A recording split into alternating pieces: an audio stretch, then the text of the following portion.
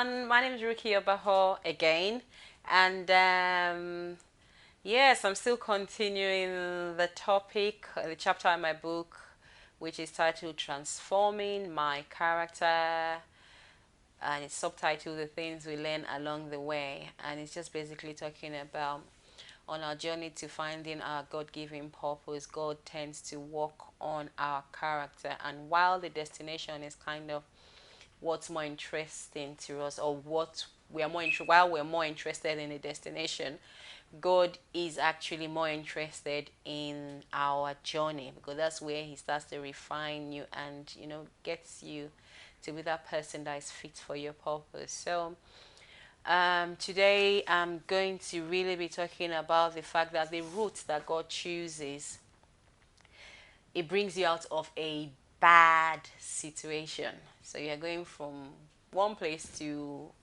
a destination, but most of the time he gets you out. That place where you are, where's your starting point, is always a bad situation. So the route God chooses brings you out of a bad situation. Maybe it's a bad relationship, a bad job, bad experience, whatever it is. So I say here that the route God chooses, it takes you out of a toxic place and leads you into somewhere new and healthy. A blind man was once brought to Jesus so that Jesus could restore his sight. But Jesus did something before Jesus healed the blind man. Jesus took the blind man by the hand and led him out of the village.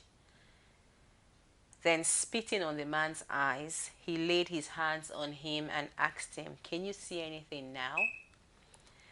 The man looked around. "Yes," he said, "I can see people, but I can't see them very clearly. They look like trees walking around."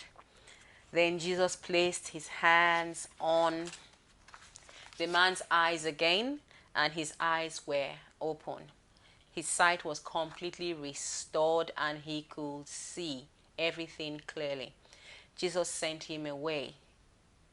Don't go back into the village on your way home. Sorry, Jesus sent him away saying, don't go back into the village on your way home. You find that in Mark chapter 8 verse 23 to 26, and I've just read the New Living Translation. I know Jesus' method sounds gross, spitting on someone's eyes, but please don't get distracted by that. It's important to notice here that Jesus did not heal the blind man immediately. He took his hands and led him away from where he was and advised him, even after he got his sight back, not to go back into the village. We sometimes find ourselves waiting on God to function in our purpose and wonder why it's taking so long for him to bring it to pass. After all, we know that it's not something impossible for him to accomplish, and that he was the one who created us for the assignments even before we were conceived in our mother's womb. So why the delay? He does not even need to look in our direction, but just say the word and it's done. Yes, nothing is impossible for God to do, but he sometimes needs to lead us out of certain places and situations so that we are properly positioned to receive what he has planned for us. This could be bringing us out of bad company or an environment that is bound to suffocate our destiny. It could be bringing us out of spiritual immaturity or whatever it takes to bring us back to the right path in line with our purpose. Excuse me. As for me, he had to take me out of the vicious circle of toxic relationships that had stolen my identity and held me bound. Whatever it is, Jesus has to walk us through certain things to give us the right perspective. And in the case of the blind man, it is a process. I was believing God for a baby and got really frustrated and depressed because he wasn't answering me. I can honestly say now, however, that if he had answered me then and not held my hands and led me out of some things, I definitely will not be the person I am today, and definitely will not be writing this book. Jesus had held my hand.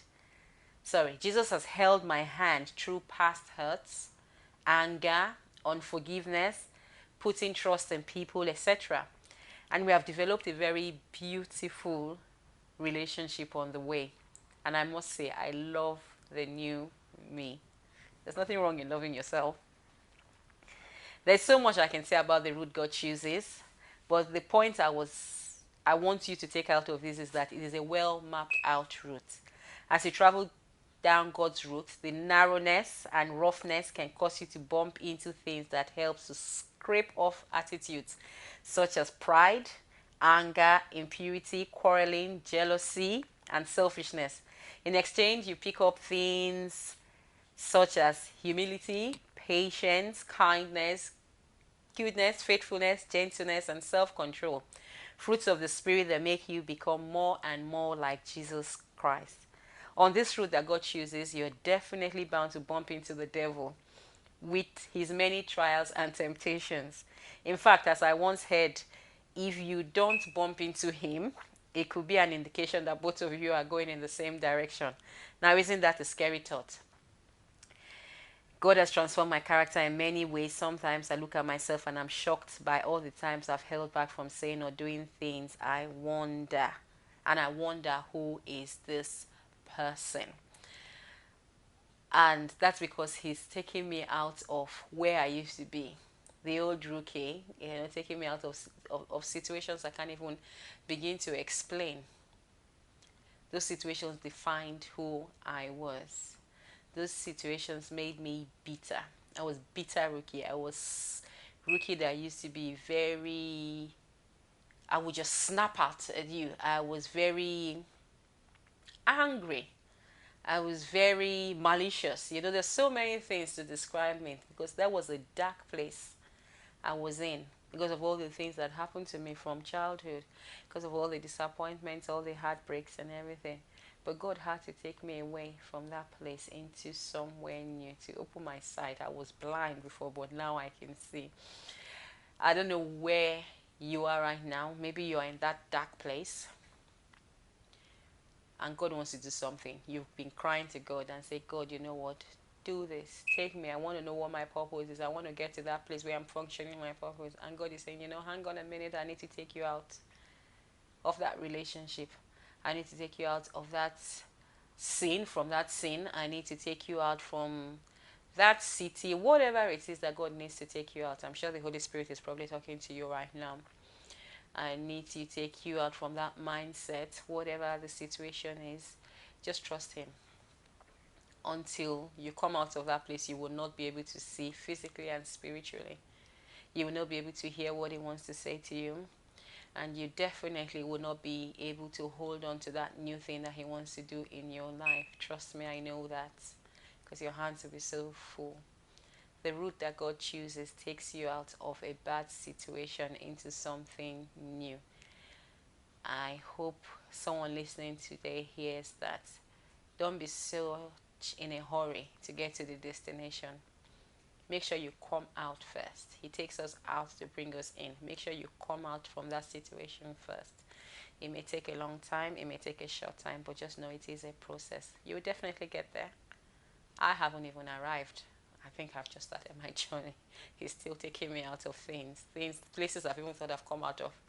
And I look back, I'm thinking, oh God, there's still a little bit of me. My shoes are still there, or my earring is still there, or whatever. I'm just making a joke of it. But yeah, that's what I have for you in this short video clip today. I just pray that God just blesses you and gives you the strength and the ability and the grace to get out and take the first step. Maybe for you is the first step, maybe for you is the second, 50th, whatever step it is. Or maybe some are just stuck, can't even, you've gotten to the middle or you can't move forward. But just know that God is taking you somewhere. Just allow Him hold your hands and you will be blessed for the place that He's taking you to. Till I come your way next time, God bless you.